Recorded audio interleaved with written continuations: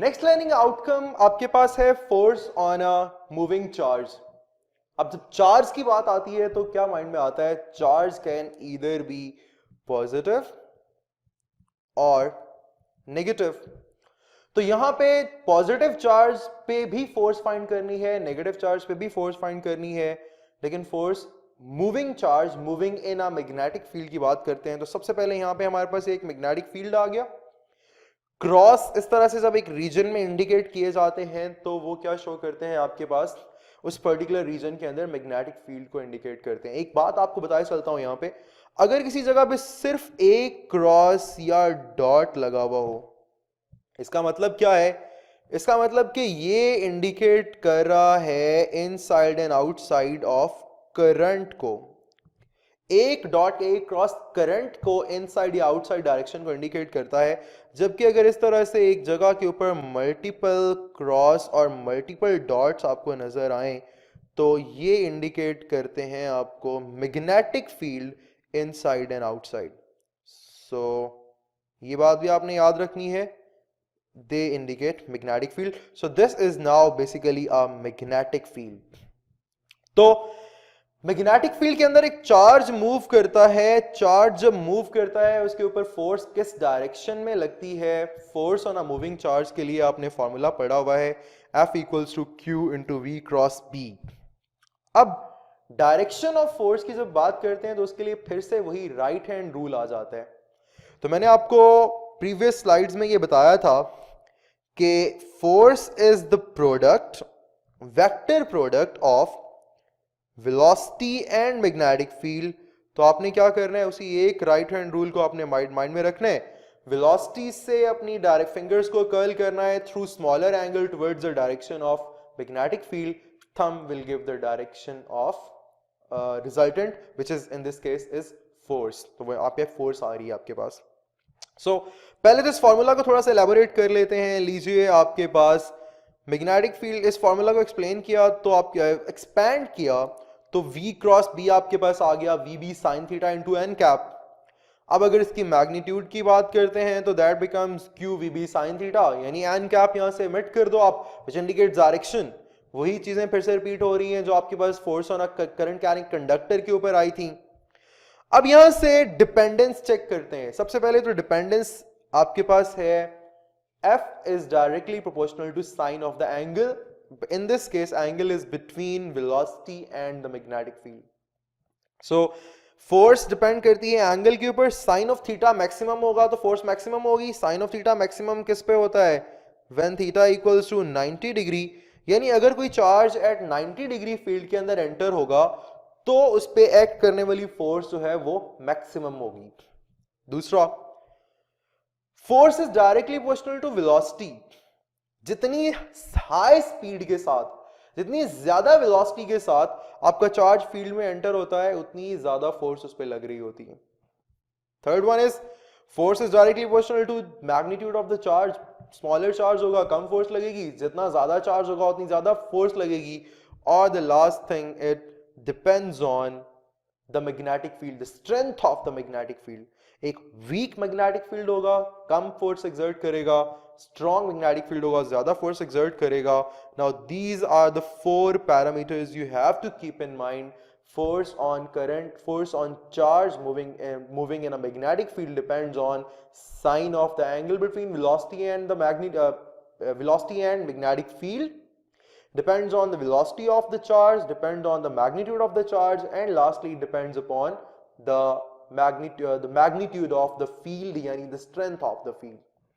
Okay, so force maximum कब होगी? अभी भी आपको बताया when theta equals to 90 degree force is maximum.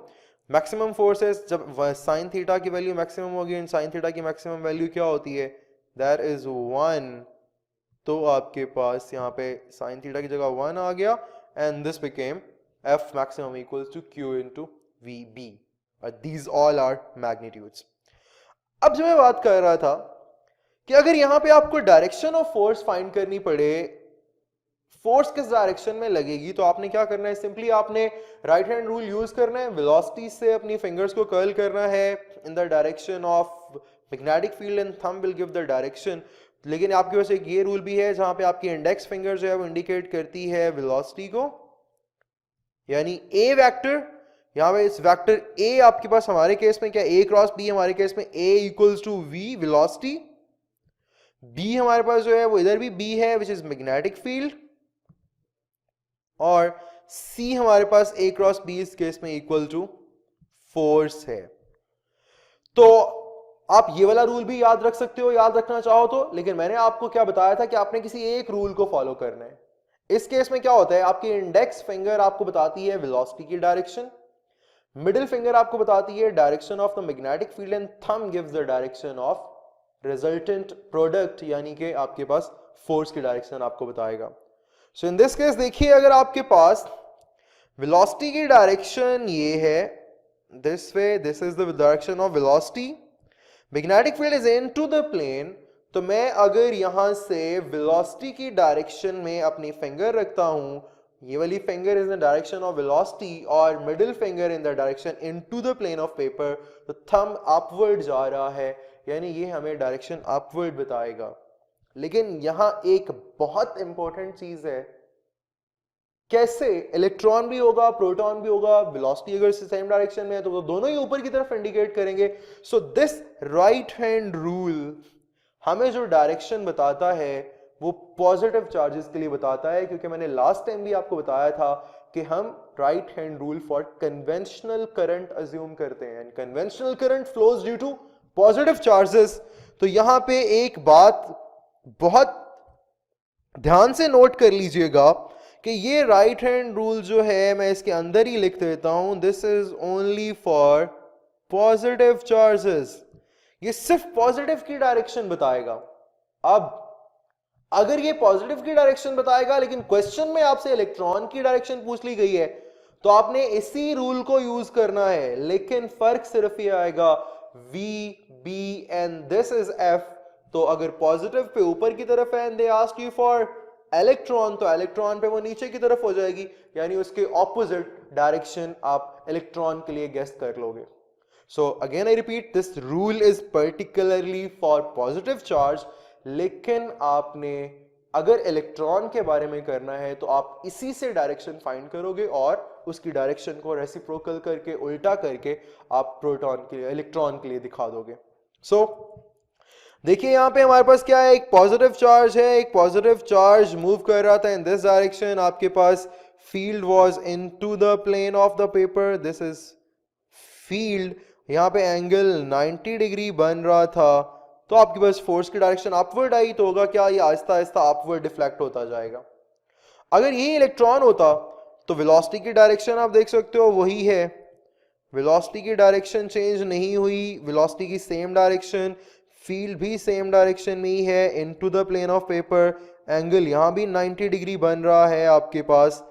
The force अगर आप राइट हैंड रूल से निकालते हो तो वो अपवर्ड ही आएगी, लेकिन बिकॉज दिस इज इलेक्ट्रॉन, तो इलेक्ट्रॉन के लिए फोर्स जो है वो डाउनवर्ड आ जाएगी। पॉजिटिव आपको राइट हैंड रूल ने अपवर्ड बताया, फॉर पॉजिटिव चार्ज बताया, तो अगर आप इलेक्ट्रॉन देख रहे हो तो इलेक्ट्रॉन उसके कंपैरिजन में ऑपोजिट चला जाएगा, which is now downward direction. अब ये ग्रीन लाइन दरमियान में देख रहे हो, ये ग्रीन लाइन आपको यहां कोई भी चार्ज इंडिकेट नहीं कर रही, मतलब ये एक न्यूट्रॉन है विच इज न्यूट्रल।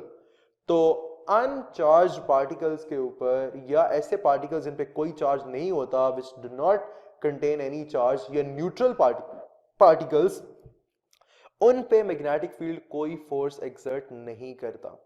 सो एक न्यूट्रल पार्टिकल जो होता है वो यहां से अनडिफ्लेक्टेड ही गुजर जाता है, तो it will pass undeflected through the region, और इस पे कोई भी फोर्स जो है वो एक्ट नहीं करेगी, क्योंकि देखो force is directly proportional to charge, अगर चार्ज जीरो तो फोर्स भी जीरो हो जाती है, राइट।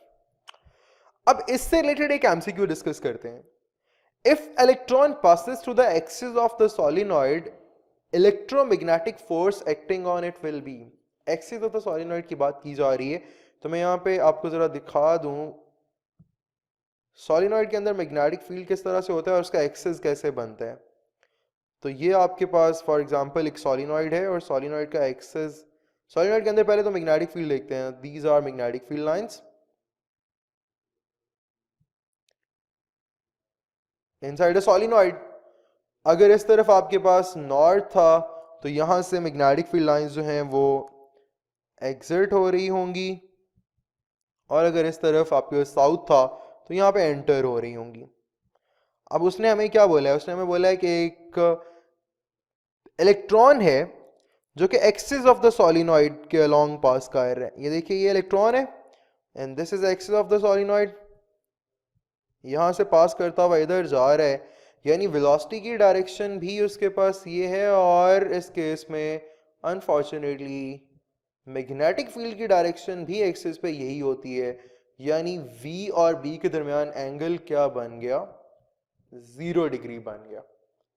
सो इसका मतलब ये हुआ कि velocity is parallel to the magnetic field, या direction of motion is parallel to the magnetic field. तो आप फाइंड कर लीजिए F equals to q we B sine of theta, sine 0 0 होता है, तो आपके पास q we B sine of 0 degree, so force will be 0। So answer is delta, हमारे पास फोर्स 0 आ गई। अब मैं आपसे एक और सवाल करता हूं, अब प्रोटॉन, अब यहां इलेक्ट्रॉन की जगह से इलेक्ट्रॉन को हटा के प्रोटॉन कर दो। A proton passes through the axis of a current carrying solenoid. What will be the force acting on it? So again कोई चेंज नहीं आएगा। प्रोटॉन में यहाँ क्या होगा, सिर्फ अगर ये Q पहले नेगेटिव था तो अब पॉजिटिव हो जाएगा। इलेक्ट्रॉन के लिए Q जो होता है वो नेगेटिव ही होता है, प्रोटॉन के लिए पॉजिटिव ही होता है, लेकिन साइन ऑफ थीटा तो स्टिल वही रहेगा, 0, साइन 0 बिकम 0। सो प्रोटॉन हो या इलेक्ट्रॉन हो, when they pass through the axis of the solenoid, या हम इसे जनरलाइज कर लें कि when they pass along the direction of the magnetic field, तो आपके पास उन पे कोई फोर्स भी एक्सर्ट नहीं करती। ओके और लास्ट हमारे पास है आपका learning outcome, charge to mass ratio. Charge to mass ratio of electron में आप यहां देख सकते हो एक इलेक्ट्रॉन घूम रहा है, यहां से एक दो चीजें आपको मैं और बताता चलूंगा साथ साथ, वो क्या क्या है। सबसे पहले तो उनमें मैग्नेटिक फोर्स जो होती है that is only deflecting force, यानी F B magnetic force is only deflecting force. क्या मतलब है ओनली डिफ्लेक्टिंग फोर्स होने का, इसका मतलब ये है कि ये जिस वेलोसिटी से, जिस एक्सेलरेशन से चार्ज मूव कर रहा होता है, उसी एक्सेलरेशन से चार्ज को मूव करने देती है, उसको ना तो डिसेलरेट करती है, ना कोई एक्स्ट्रा वर्क करते हुए उसे एक्सेलरेट कराती है, ना उसकी वेलोसिटी पे कोई इफेक्ट आता है। फर्क सिर्फ ये आता है कि सिर्फ डायरेक्शन ऑफ मोशन चेंज आती है। यू कैन ऑब्जर्व इट, ये एक ब्लू इलेक्ट्रॉन है यहाँ पे जो मूव कर रहा है और वेलोसिटी सेम है, सिर्फ उसकी डायरेक्शन चेंज होती जा रही है। अब अगर वही राइट हैंड रूल मैं यहां अप्लाई करता हूं, for example when the electrons come and when electron comes at this place, तो वेलोसिटी क्योंकि अलोंग द टेंजेंट होती है, तो this is the direction of the velocity. Velocity की डायरेक्शन अपवर्ड है, फील्ड इनवर्ड है, तो अपनी फिंगर्स को रखना है upward in the direction of velocity, curl करना है inward in the direction of the field. तो आपने इनवर्ड किया तो फोर्स की डायरेक्शन ये आ गई, यानी इस जगह पे फोर्स इस डायरेक्शन में एक्ट कर रही होगी, और इस वजह से आपका इलेक्ट्रॉन जो है वो इस डायरेक्शन में यहां से आहिस्ता आहिस्ता अपनी डायरेक्शन को चेंज करते हुए डिफ्लेक्ट हो जाता है। सिमिलरली जब वो यहां पे पहुंचता है तो वेलोसिटी की डायरेक्शन ये हो जाती है और फील्ड की डायरेक्शन इनवर्ड, यानी अब यहां से इनवर्ड जाते हो तो डाउनवर्ड फोर्स एक्ट कर रही है, तो फोर्स डाउनवर्ड एक्ट करते करते उसकी डायरेक्शन को इस डायरेक्शन में डिफ्लेक्ट कर देती है। सो इस डायरेक्शन में आ जाता है आपके पास, this is the force actually इस डायरेक्शन में है जो कि पाथ को डिफ्लेक्ट कर रही है, कर्व पाथ नीचे की तरफ। और सेम केस आपका यहां भी आएगा, यहां पे फोर्स इस डायरेक्शन में लग रही होगी which will cause the path to bend along this direction, और यहां पे जब वो पहुंचेगा तो फोर्स इस डायरेक्शन में एक्ट कर रही होती है विच विल कॉज अपवर्ड, तो वो अपवर्ड इसे इस तरह से बेंड करा देगी और फिर वो वहां पहुंच जाएगा वापस। इसका मतलब एक सर्कुलर पाथ में मूव करता रहेगा, राइट। सबसे पहली चीज तो ये हो गई कि magnetic force is only deflecting force. दूसरी बात मैं आपको बता दूं कि magnetic force do not perform work. Magnetic force work perform नहीं करती। इसकी वजह से वर्क डन जो होता है दैट इज जीरो, यानी W B work done due to magnetic force that is always zero. तो ये भी एक पॉइंट इंडिकेट याद रखने वाला है। अब कैलकुलेशंस पे आते हैं, डेरिवेशंस पे। सबसे पहले क्या है कि मैग्नेटिक फोर्स जो एक्ट कर रही है आपके इलेक्ट्रॉन के ऊपर, दैट उसकी magnitude that is E V B. अब ये मैग्नेटिक फोर्स क्या करती है, बेसिकली इस इलेक्ट्रॉन को सेंट्रीपिटल फोर्स प्रोवाइड करती है which makes it to move in a circular path। तो यानी mv²/r जो सेंट्रीपिटल फोर्स है वो बेसिकली कहां से मिल रही है, वो मिल रही है मैग्नेटिक फोर्स से। तो यही फोर्स सेंट्रीपिटल फोर्स के बराबर होगी, यानी EVB becomes equal to mv²/r। यहां से m को जरा इस तरफ ले आइए और v उस तरफ जाके इससे कैंसिल हो जाएगा और b इधर चला जाएगा। सो E/m equals to v/r। अब ये तो हो गई आपके पास मैग्नेटिक। अब जब E/m फाइंड करने वाला एक्सपेरिमेंट किया जा रहा होता है तो वहां पे इलेक्ट्रिक और मैग्नेटिक दोनों फोर्सेस अप्लाई की जाती हैं। मैग्नेटिक फोर्स का काम यहां पे सिर्फ आपको सेंट्रीपिटल फोर्स प्रोवाइड करना है। This is the relation you have to keep in mind, क्योंकि इस रिलेशन से रिलेटेड भी क्वेश्चंस आते होते हैं। तो E/m is equal to v/br, यानी जब आप उसे magnetic only magnetic field apply कर रहे हो। इसके बाद आप जो इलेक्ट्रिक फील्ड अप्लाई करते हो वो क्या करता है, इलेक्ट्रिक पोटेंशियल एनर्जी देता है। इलेक्ट्रिक पोटेंशियल एनर्जी क्या करती है, इलेक्ट्रॉन को एक्सेलरेट कराती है, यानी उसे काइनेटिक एनर्जी प्रोवाइड करती है। तो kinetic energy is obtained by electric potential energy. तो आप यानी this energy becomes equal to this. तो आप यहां पे इनको इक्वेट कर दो। अब यहां पे आपको मिलेगा mv²/2, यानी half mv² is equal to ev, और स्मॉल v की वेलोसिटी, अब वेलोसिटी की वैल्यू आप यहां से निकाल रहे हो √2v e/m, और इसको उठा के आप यहां पे पुट कर दो इस जगह पे, तो आपको E/m is equal to 2v²/b²r² मिल जाएगा। और ये भी एक इंपॉर्टेंट रिलेशन है जो कि यूज हो सकता है, जिससे रिलेटेड सवाल आ सकते हैं, इन्हें भी आपने याद रखना है। तो ये रेडियस ऑफ द सर्कल को इंडिकेट करता है, मैग्नेटिक फील्ड पे डिपेंड कर रही होती है, उसके अलावा रेडियस ऑफ द सर्कल पे डिपेंड कर रही होती है। कैसे डिपेंड कर रही होती है, एक एमसीक्यू सॉल्व करते हैं इसके बाद। सो यहाँ से फाइनल रिलेशन जो याद रखने वाली चीज है वो ये कि E/m की वैल्यू आपको भूलनी नहीं चाहिए, which is 1.758 10⁻11 coulomb per kg, which is written in common as 1.76 10⁻11 coulomb per kg, right? अब E/m से रिलेटेड किस तरह से सवाल आ सकते हैं?